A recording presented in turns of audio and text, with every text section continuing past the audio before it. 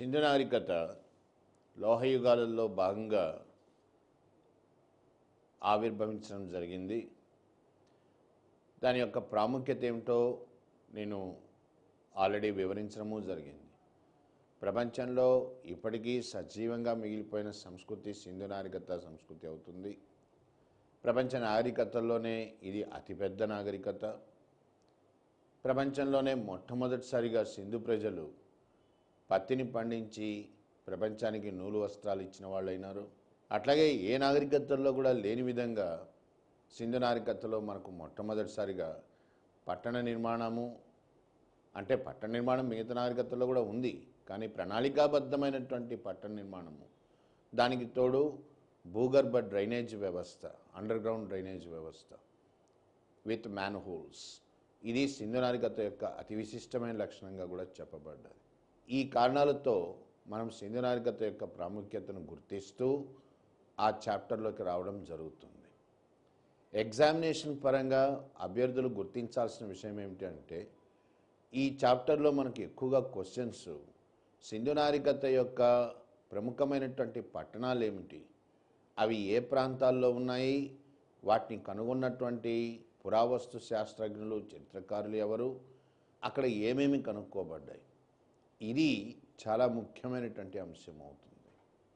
దీని గురించి తెలుసుకోబోయే ముందు అసలు సింధు నాగరికత యొక్క ఆనవాళ్లు బయటపడినటువంటి తీరు, దానితో సంబంధం కలిగినటువంటి శాస్త్రవేత్తలు, పురావస్తు శాస్త్రవేత్తలు మరియు వ్యక్తులు, వీళ్ళ గురించి కూడా ప్రస్తావించాల్సి ఉంటుంది. ఒక గొప్ప నాగరికత అనేటువంటిది భారతదేశంలో ఉంది అనే విషయము తెలుసు, తెలియకని కాదు, తెలుసు, కానీ దీని గురించినటువంటి పూర్తి సమాచారం అందుబాటులోకి రాలేదు.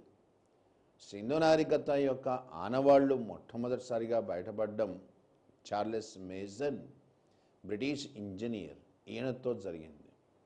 ఈయన మొహంజోదారో, ఇది మనము ప్రస్తుతం పిలుస్తున్నటువంటి పేరు. దీనికి అర్థమైంది అని అంటే చనిపోయిన వాళ్ళను పూడ్చిపెట్టు దిబ్బ అని అంటాం. ఇతడు మొట్టమొదటిసారిగా మొహంజోదారో, చార్లెస్ మేసన్ మొహంజోదారో యొక్క ఆనవాళ్లను కనుక్కోవడం జరిగింది. కానీ ఆ సమయానికి పురావస్తు శాఖ అనేటువంటిది లేదు, పరిశోధనలు చేసే పరిజ్ఞానము భారతదేశంలో అందుబాటులో లేదు.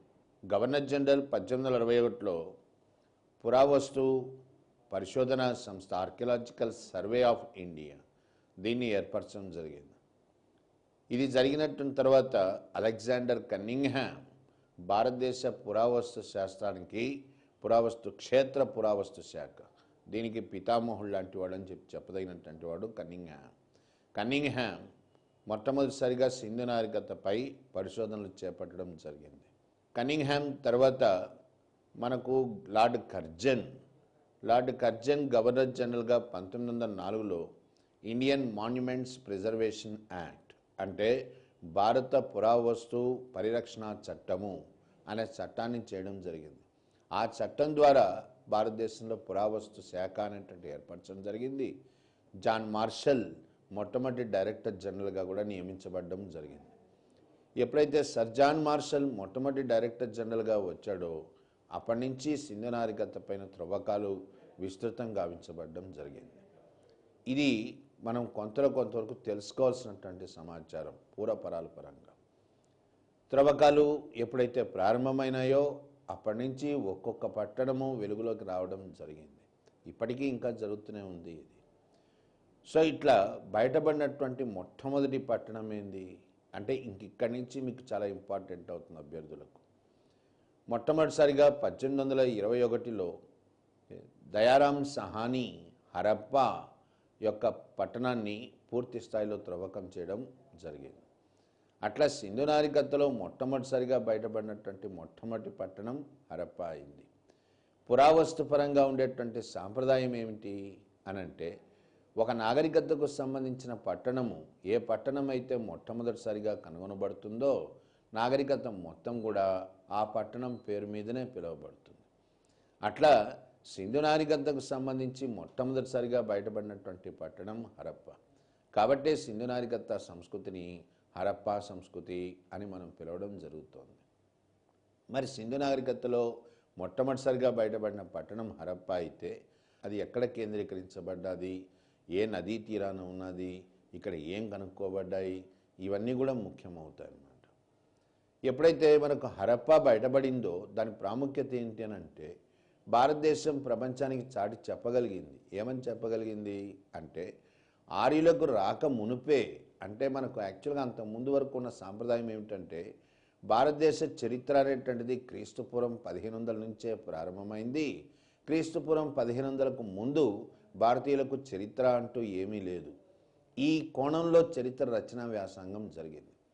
కానీ ఎప్పుడైతే సింధు నాగరికత ఆనవాళ్లు బయటపడ్డాయో భారతదేశం ప్రపంచానికి గొప్పగా చాటి చెప్పగలిగింది. ఏమని చెప్పగలిగింది అంటే ఆర్యులకు రాక మునుపే భారతదేశానికి గొప్ప నాగరికత అనేటువంటిది వర్ధిల్లింది అని మనం ఘంటాపదంగా చెప్పగలిగాం. ఈ నాగరికత క్రీస్తుపూర్వం 3500 సంవత్సరాల కాలం నాటిది.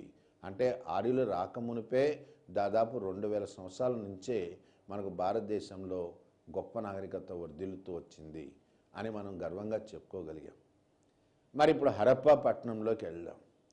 హరప్పా పట్టణము రావి నదీ తీరాన ఉంది. రావి నదీ తీరాన ప్రస్తుతము మాంట్గోమరీ జిల్లా అంటాం, లార్ఖానా డిస్ట్రిక్ట్ ఆఫ్ వెస్ట్ పంజాబ్, పశ్చిమ పంజాబ్. భారతదేశం ఎప్పుడైతే విడిపోయిందో, పాకిస్తాన్ భారతదేశంగా విడిపోయిందో ముఖ్యమైనటువంటి సింధు నాగరికత పట్టణాలన్నీ కూడా పాకిస్తాన్లో కేంద్రీకరించబడడం జరిగింది. ఇట్లా హరప్పా ప్రస్తుతం పశ్చిమ పంజాబ్లోని మాంట్గోమరీ డిస్ట్రిక్ట్, లార్ఖానా కాదు, మాంట్గోమరీ డిస్ట్రిక్ట్, మాంట్గోమరీ జిల్లాలో కేంద్రీకరించబడి ఉన్నదన్నమాట. మరి ఇప్పుడు హరప్పాలో ఏమి కనిపిస్తున్నాయి మనకు?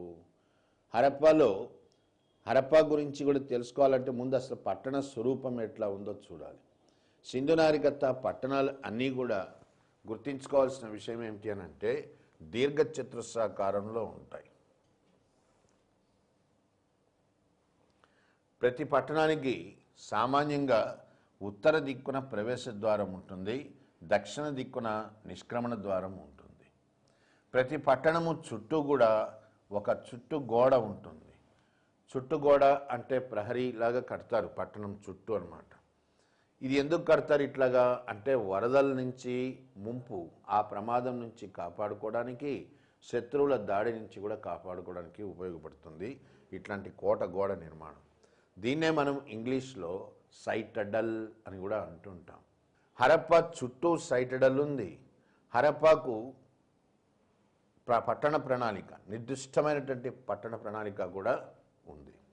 ఇక్కడ మనకి ఏం కనిపిస్తున్నాయి ప్రధానంగా అంటే ఈ సైటడల్ చుట్టుగోడ అవతల మనకు గ్రానరీస్ అంటే ధాన్యాగారాలు కనిపిస్తున్నాయి. 12 ధాన్యాగారాలు ఉన్నాయి.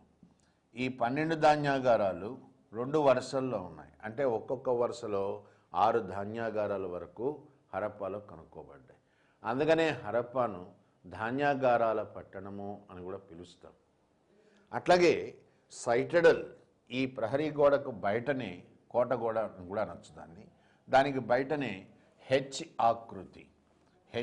ఆకృతిలో ఉన్నటువంటి ఒక సమాధి, ఇది కూడా ఇక్కడే కనుక్కోబడ్డది. చూడటానికి హెచ్ ఆకృతిలో ఉంటుంది ఈ సమాధి. హెచ్ టైప్ ఆఫ్ సిమెట్రీ అని అంటాం దీన్ని. దీని యొక్క ప్రాముఖ్యత ఏంటి అని అంటే అసలు సింధు నాగరికతలో ఎక్కడ కూడా ఇట్లాంటి సమాధి నిర్మాణం కనబడదు మనకు. అంటే సింధు నాగరికతకు చెందినటువంటి వారు కాదు, చెందని తెగలు, సంస్కృతులు ఎవరో దీన్ని నిర్మించి ఉండాలి. దీని యొక్క ప్రాముఖ్యత ఏమిటి అనంటే సింధు నాగరికత ప్రాంతంలోకి ఏదో విదేశీ తెగలు కొన్ని ప్రవేశించి ఉండాలి.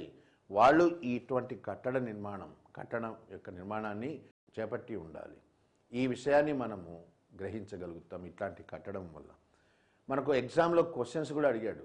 H type of symmetry, H ఆకృతిలో ఉండేటువంటి సిమెట్రీ అంటే సమాధి ఎక్కడ కనుక్కోబడ్డది అని. అది హరప్పాకు బయట అంటే కోటగోడకు బయట కనుక్కోబడ్డది అన్నమాట.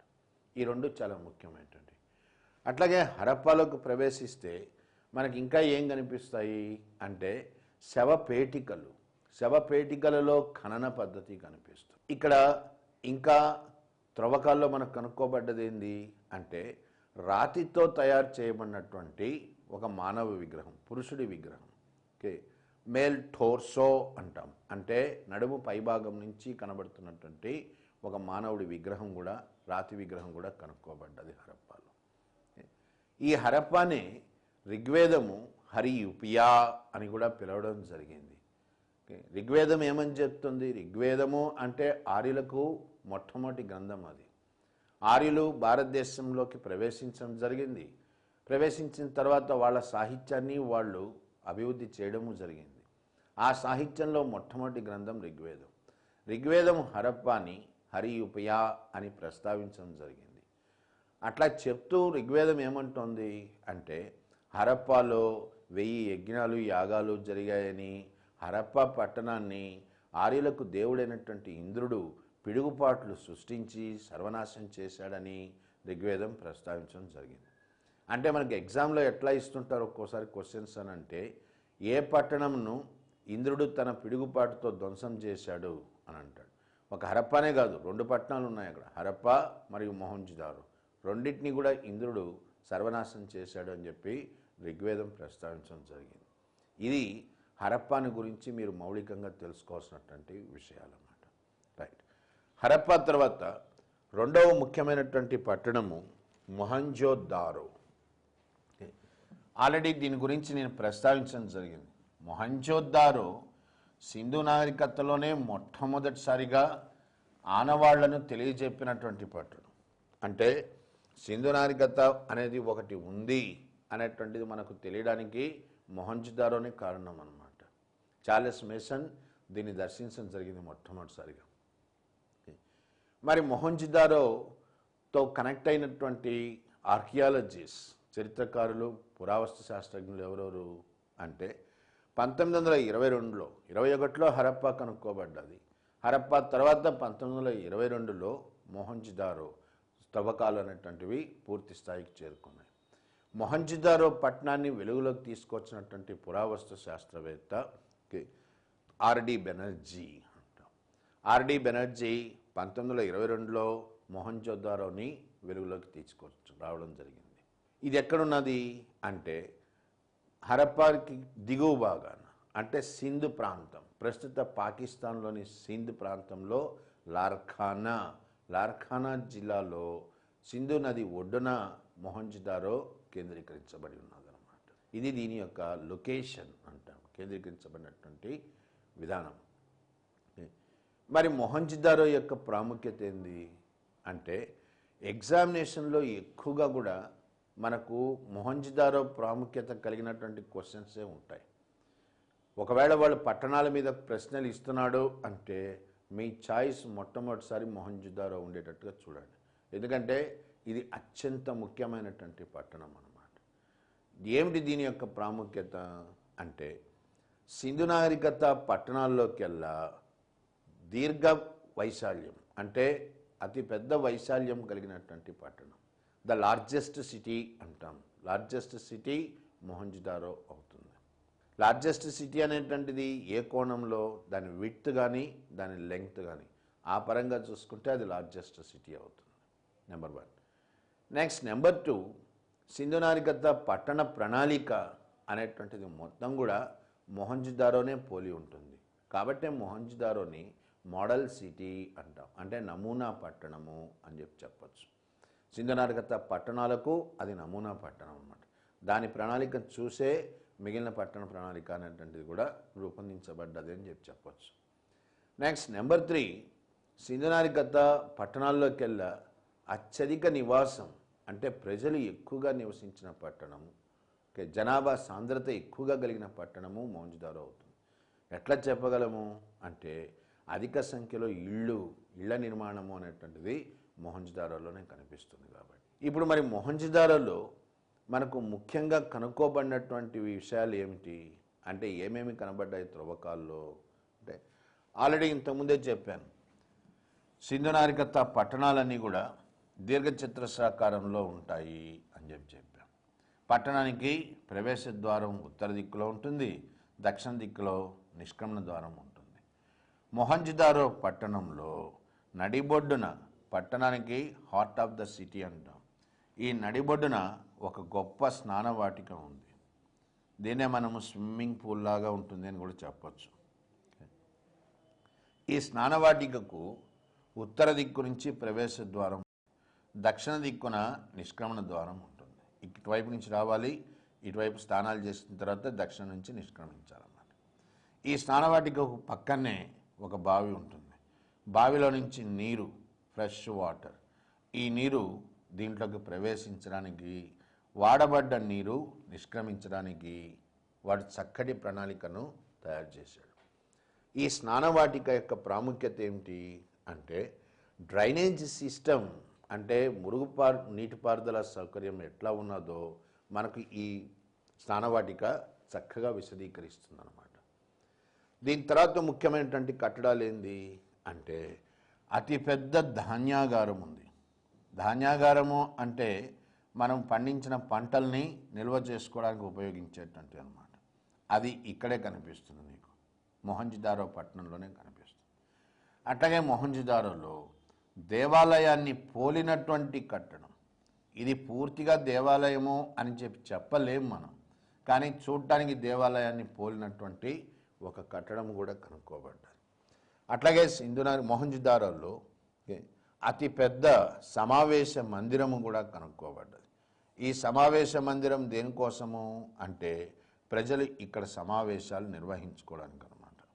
అంటే దీన్ని బట్టి నీకేం తెలుస్తుంది అంటే, సింధు నాగరికత పట్టణాల్లో మున్సిపల్ వ్యవస్థ, ఒక మున్సిపల్ వ్యవస్థ లాంటి వ్యవస్థ ఉండేది.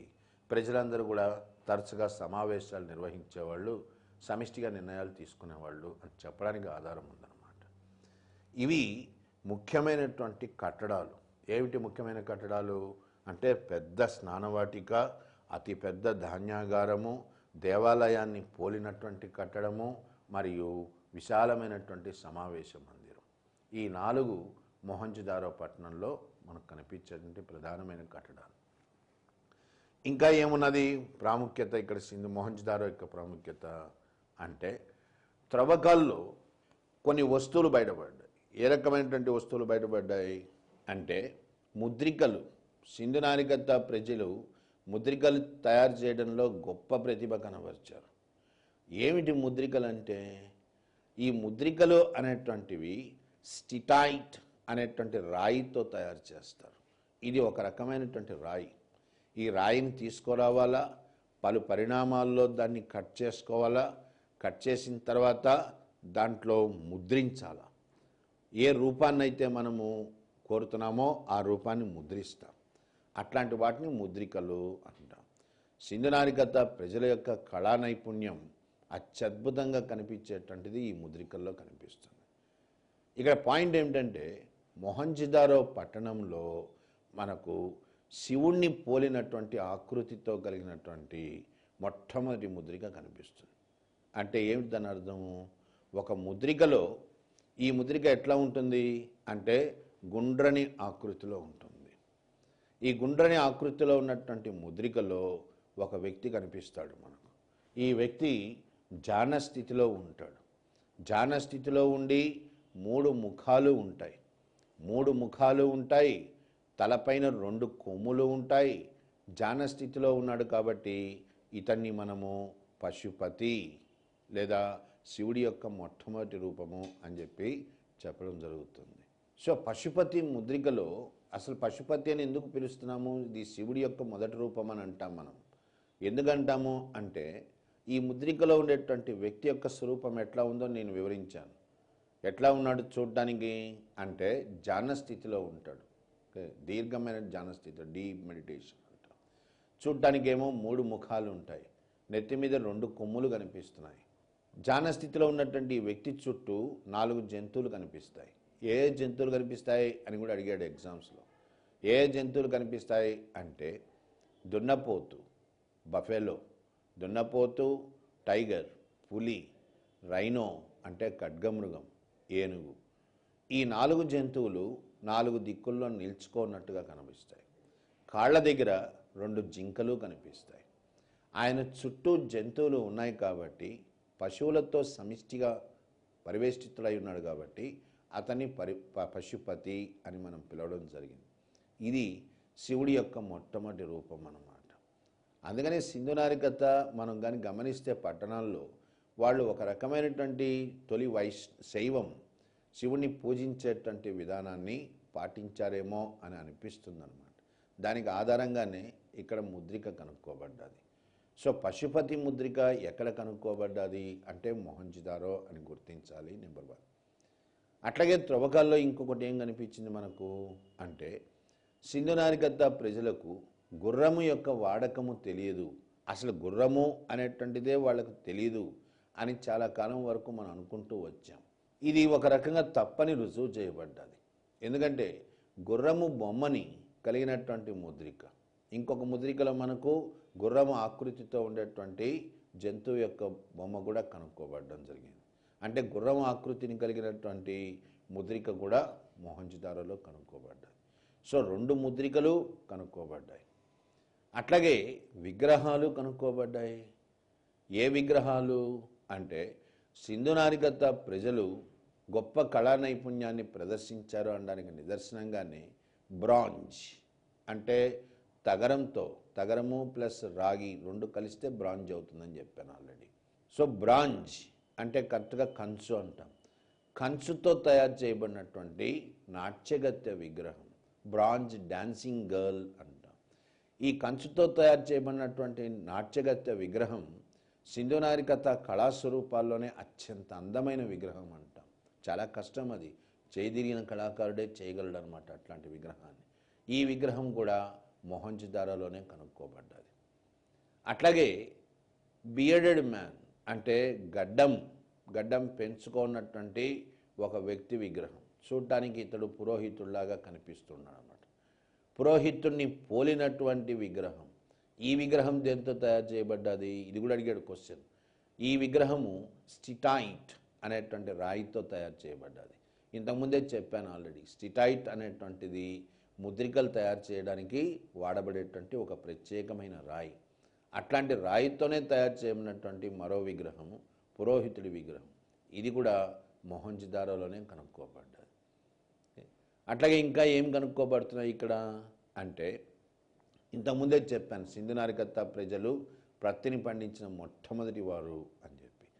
సో దానికి నిదర్శనంగానే మొహంజదారో పట్టణంలో మొట్టమొదటిసారిగా నీకు నేయబడినటువంటి గుడ్డ పేలిక, a piece of cloth, woven cloth అని అంట, ఒక గుడ్డ పేలిక కూడా కనుక్కోబడ్డది. అట్లాగే దూరాన్ని కొలవడానికి ఒక స్కేల్, ఒక ప్రమాణాన్ని కూడా వాళ్ళు పాటించారు.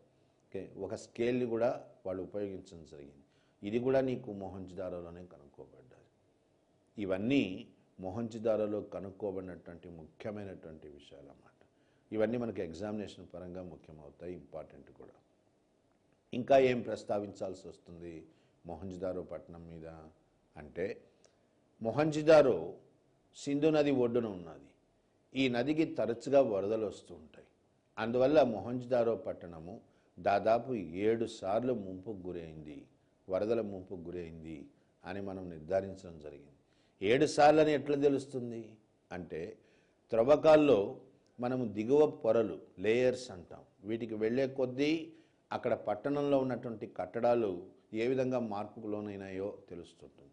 దాన్ని బట్టి నీకు తెలుసుకోవచ్చు అన్నమాట. అన్నిసార్లు వరదల వల్ల పట్టణం ధ్వంసమైంది అని చెప్పచ్చు అన్నమాట. ఇంతకుముందు కూడా ప్రస్తావించాను నేను, ఇంద్రుడు ఆర్యులకు ప్రధాన దేవుడు ఇంద్రుడు. ఋగ్వేదం ఏమని చెప్పింది, హరప్పా అనే పట్టణాన్ని ఇంద్రుడు ధ్వంసం చేశాడు అని చెప్పి. అదే ఋగ్వేదం మొహంజదారో పట్టణాన్ని కూడా ఇంద్రుడే ధ్వంసం చేశాడు అని ప్రస్తావించడం జరుగుతుంది. ఇవన్నీ వివాదాలు, కానీ ఊరికే తెలుసుకోవడం అనేటువంటిది ముఖ్యమవుతుంది ఇక్కడ. ఇవి మొహంజదారోకు సంబంధించినంత వరకు ముఖ్యమైన సమాచారం అన్నమాట. దీని తర్వాత 3వ అతి ముఖ్యమైనటువంటి పట్టణం ఏమిటి అంటే చెన్హుదారో అంటాం. చెన్హుదారో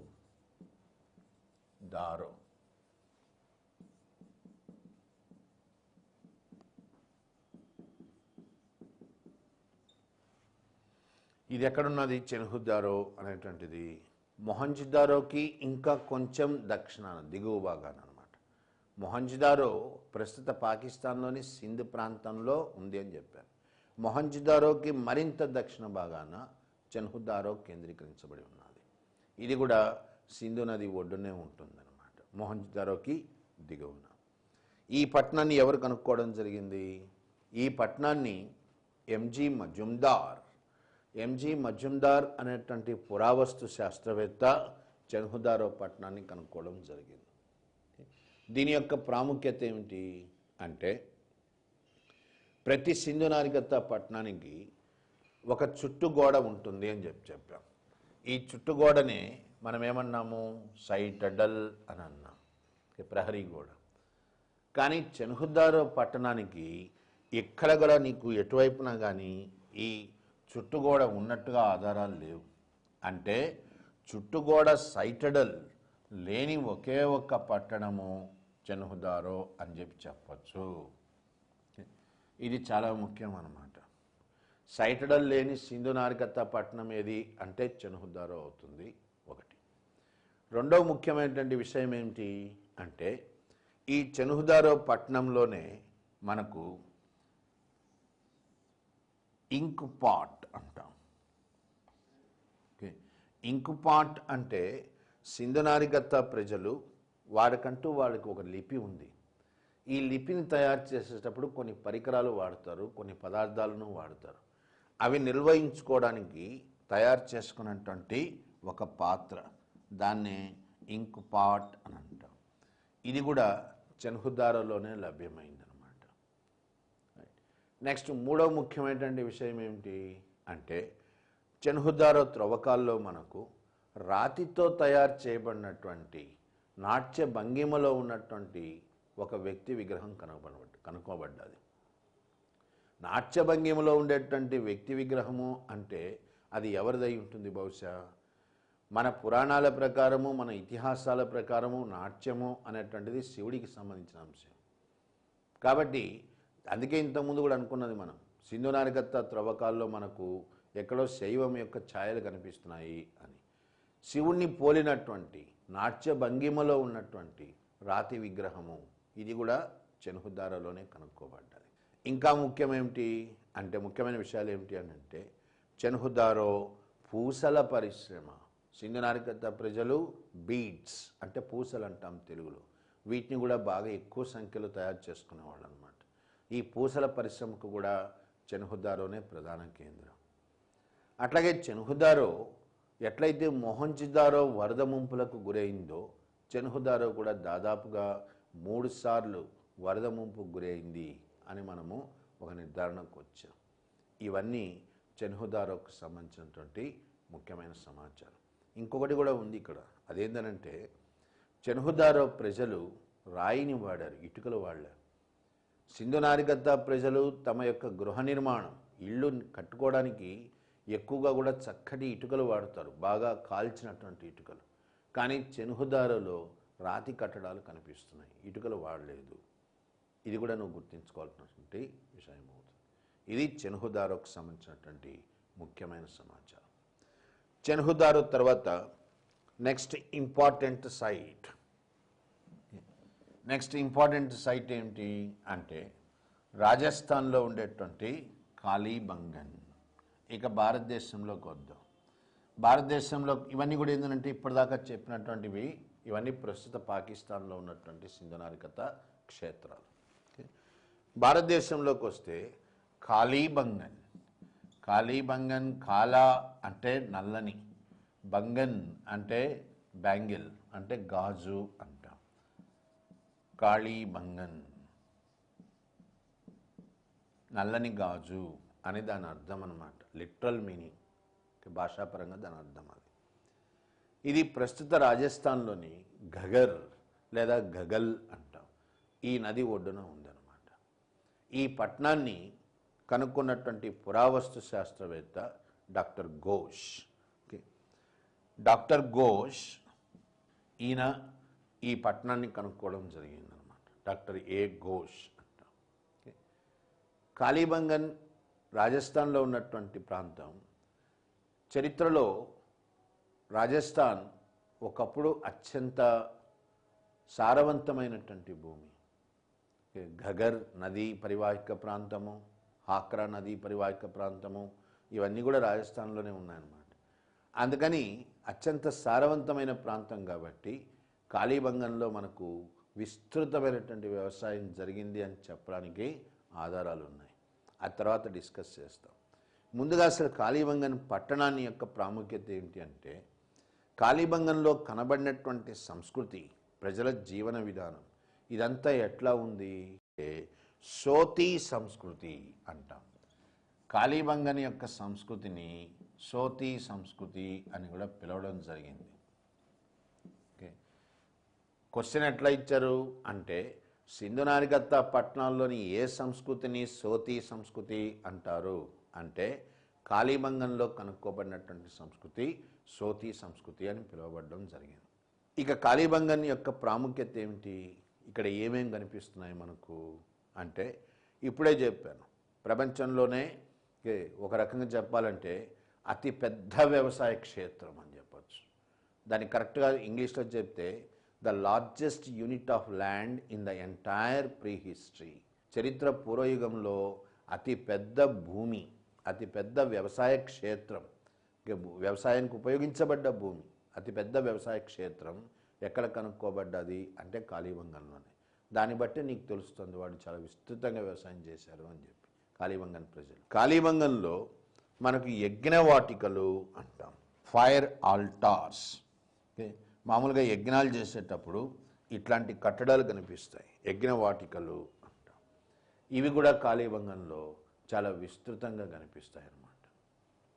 నెక్స్ట్ నెంబర్ 3, మనం ఏ సింధు నాగరికత పట్టణానికి వెళ్ళినా కానీ అక్కడ మనకు కనబడేటువంటిది ఏంటి అని అంటే స్త్రీ దేవత విగ్రహాలు కనిపిస్తాయి. వాటినే మనం తెలుగులో అమ్మ దేవతలు అంటాము, ఇంగ్లీష్లో మదర్ గాడెస్ అని అంటాం. కానీ చాలా చిత్రంగా కాళీబంగంలో ఎక్కడ కూడా నీకు స్త్రీ దేవతల ఆనవాళ్ళు కనబడవు, స్త్రీ దేవతల విగ్రహాలు కనబడవు. అంటే ప్రశ్న ఎట్లా రావచ్చు, స్త్రీ దేవత విగ్రహాలు లేని పట్టణం ఏది అని కూడా అడగచ్చు. అటువంటప్పుడు కాళీబంగన్ సమాధానం అవుతుంది. ఇది చాలా చిత్రమైన విషయం. ఎందుకంటే మొహంజదారో ఇతర పట్టణాల్లో అన్ని చోట్ల నీకు స్త్రీ దేవత విగ్రహాలు కనిపిస్తుంటే కాళీబంగంలో ఎందుకు కనబడటం లేదు? ఇది చాలా మిస్టీరియస్ అన్నమాట. అంటే ఒక రకంగా మార్మికం అని చెప్పించుది. ఓకే, ఒక రకమైనటువంటి మిస్టరీతో కూడినటువంటి విషయం. అట్లాగే కాళీబంగంలో ఇంకా ముఖ్యమైనటువంటిది ఏంది అంటే ఎక్కడ కూడా బాత్రూమ్స్, స్నానపు గదులు కనిపించట్లేదు. అసలు సింధు నాగరికత ప్రజలు దేనికి ప్రాముఖ్యత వహించారు, మురుగునీటిని ఎట్లా బయటకు పంపించాలి అనేది ప్రపంచానికి చాటి చెప్పింది వాళ్ళే.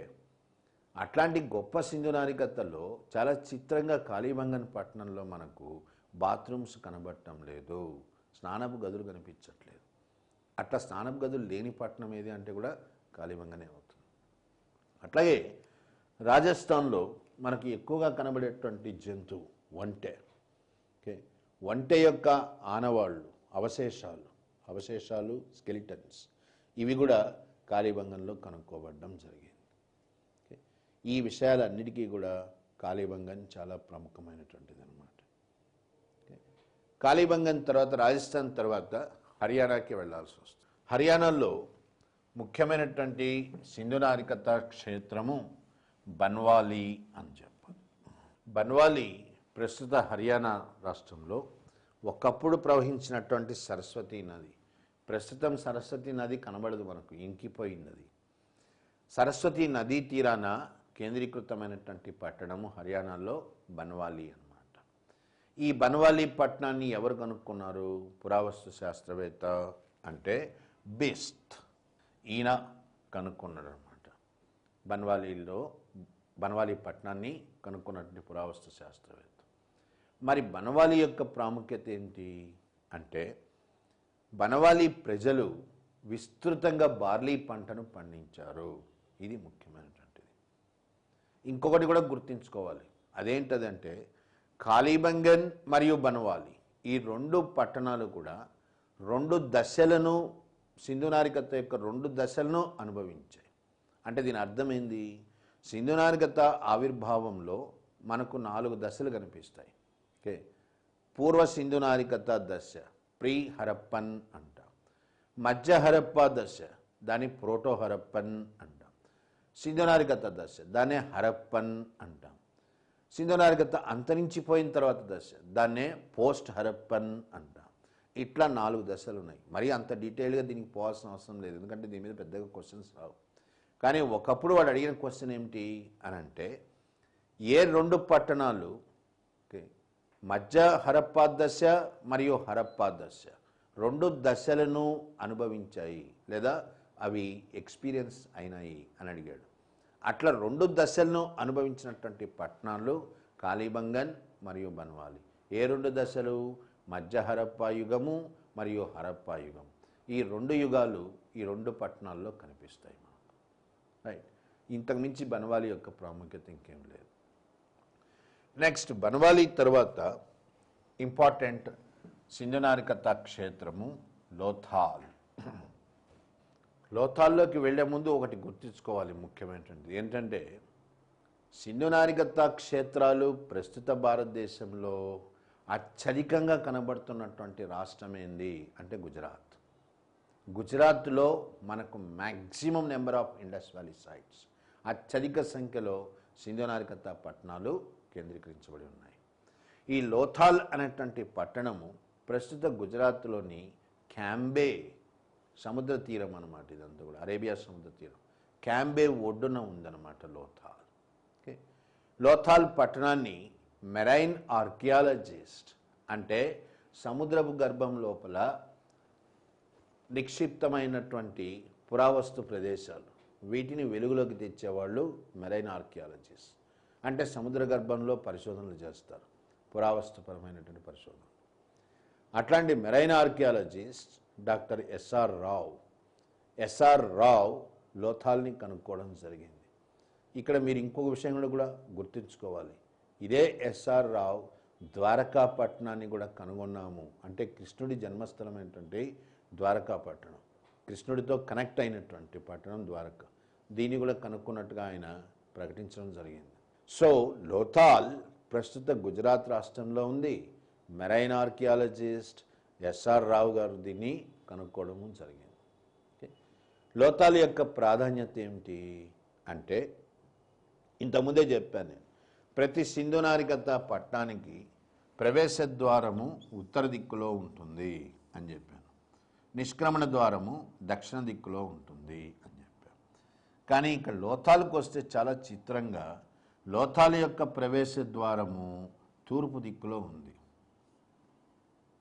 నిష్క్రమణ ద్వారము పశ్చిమ దిక్కులో ఉంటుంది. తూర్పు దిక్కున ప్రవేశ ద్వారము కలిగినటువంటి ఒకే ఒక్క సింధు నాగరికత పట్టణం ఏది అంటే లోథాల్ అవుతుంది. నెంబర్ 1. నెక్స్ట్ నెంబర్ 2, లోథాల్లో మనకి ఇంకా ఏమేమి కనిపిస్తున్నాయి అంటే, ఇళ్ల నిర్మాణాన్ని కానీ గమనించాము అంటే ప్రతి ఇంటికి కూడా పక్క ప్రవేశ ద్వారాలు ఉంటాయి, సైడ్ ఎంట్రన్సెస్ అని అంటాం. సామాన్యంగా సింధు నాగరికత మిగిలిన పట్టణాల్లో అంతా కూడా ఇంటికి ఒక ప్రవేశ ద్వారం ఉంటుంది, ఒక నిష్క్రమణ ద్వారం ఉంటుంది, సైడ్ ఎంట్రన్సెస్ ఉండవు, పక్క ప్రవేశ ద్వారాలు అంటూ ఉండవు. కానీ లోథాల్లో నీకు పక్క ప్రవేశ ద్వారాలు కూడా కనబడతాయి ఇళ్లకు. అట్లా ఉన్నటువంటి పట్టణం ఏది అంటే లోథాల్ అవుతుంది. నెక్స్ట్ నెంబర్ 3 మోస్ట్ ఇంపార్టెంట్ అనమాట. లోథాల్లోనే మనకు మొట్టమొదటి నౌకాశ్రయము, అంటే భారతదేశ చరిత్రలోనే తొలి నౌకాశ్రయము అని చెప్పదగినటువంటి నౌకాశ్రయం, ఇటుకలతో నిర్మించబడినటువంటి ఒక కృత్రిమ నౌకాశ్రయము ఇది కనుక్కోబడ్డది. ఎప్పటి కాలానికి చెందింది ఇది అంటే దాదాపు క్రీస్తుపూర్వం 1800 కాలం నాటిదన్నమాట. అంటే లోథాల్ ప్రజలు భారతదేశ చరిత్రలో మొట్టమొదటి నౌకాశ్రయాన్ని నిర్మించినటువంటి వాళ్ళు అని చెప్పాలి మనం. ఇది లోథాల్లో కనుక్కోబడ్డది. అట్లాగే లోథాల్ ప్రజలు క్రీస్తుపూర్వం 1800 నాటికల్లా వరిని కూడా పండించారు. ఎందుకంటే సింధు నాగరికత ప్రాంతం మొత్తం కూడా గోధుమ పంట ఈ ప్రాంతానికి చెందింది. గోధుమ పంటను ఎక్కువగా ఈ ప్రాంతాల్లో పండిస్తారు. అట్లాంటిది లోథాల్లో నీకు వరి పండించినట్టుగా ఆధారాలు ఉన్నాయి. ఏ రూపంలో వచ్చిన ఆధారము అంటే వరి పొట్టు, రైస్ హస్క్ అంటాం. ఇది లోథాల్లో కనుక్కోబడడం జరిగింది. లోథాల్ సముద్రపు ఒడ్డున ఉంది, పైగా నౌకాశ్రయము, అందుకని విస్తృతమైనటువంటి సముద్ర వ్యాపారం జరిగింది ఇక్కడ. సింధు నాగరికతలో ఎక్కువగా సముద్ర వ్యాపారం జరిగింది అంటే లోతాల్ ద్వారానే జరిగింది అనమాట. దీనికి ఆధారం ఏంది అంటే లోతాల్లో మనకు పర్షియా అంటే ప్రస్తుత ఇరాన్ ప్రజలు లోతాల్తో వ్యాపారం చేసినట్టు ఇరాన్ ప్రజల యొక్క ముద్రికలు, వాళ్ళు వాడినటువంటి ముద్రికలు, సీల్స్, ఇవి లోతాల్లో కనుక్కోబడ్డాయి. ఏ ప్రాంతంలో ఇరాన్ లేదా పర్షియా యొక్క ముద్రికలు కనుక్కోబడ్డాయి అంటే అది లోతాల్ అవుతుందన్నమాట. అట్లాగే లోతాల్లో ఇంకా ఏం కనుక్కోబడుతున్నాయి మనకు అంటే ఏనుగు యొక్క అస్థికలు, ఏనుగు యొక్క స్కెలిటన్స్ అంటాం, ఇవి కూడా లోతాల్లో కనుక్కోబడ్డాయి. సింధు నాగరికత ప్రజల యొక్క ముఖ్యమైనటువంటి అభిరుచి, వాళ్ళ యొక్క ప్యాస్ టైం లేదా హాబీ జూదం ఆడడం, పాచికలు అంటాం కరెక్ట్గా. ఓకే, ఆ పాచికలు డైస్ అంటాం ఇంగ్లీష్లో, ఇవి కూడా లోతాల్లోనే కనుక్కోబడ్డాయి. అట్లాగే లోతాల్ పూసల పరిశ్రమ, దీనికి కూడా చాలా ప్రముఖమైనటువంటిది అనమాట. పూసల తయారీ 2 చోట్ల జరిగేది సింధు నాగరికతలో. ఒకటి చెన్హుదారో, రెండోది లోతాల్. ఇవన్నీ లోతాల్కు సంబంధించినటువంటి ముఖ్యమైనటువంటి సమాచారం. ఇంకొకటి కూడా ఉంది ఇక్కడ. ఒకప్పుడు ఏమని అడిగాడు క్వశ్చను, మొహంజదారో అంటే చనిపోయిన వాళ్ళని పూడ్చిపెట్టేటువంటి దిబ్బ అనే అర్థం వస్తుంది. అటువంటి అర్థం వచ్చేటువంటి మరొక పట్టణం ఏంది అన్నాడు. చనిపోయిన వాళ్ళని పూడ్చిపెట్టి దిబ్బ మొహంజదారో అయితే అదే రకమైనటువంటి అర్థాన్ని ఇచ్చేటువంటి మరో పట్టణం యొక్క పేరు లోతాల్ అన్న కూడా మౌండ్ ఆఫ్ ది డెడ్, చనిపోయిన వాళ్ళని పూడ్చిపెట్టి దిబ్బ అని అర్థం అన్నమాట. ఇవి లోతాలకు సంబంధించినటువంటి ముఖ్యమైన సమాచారం.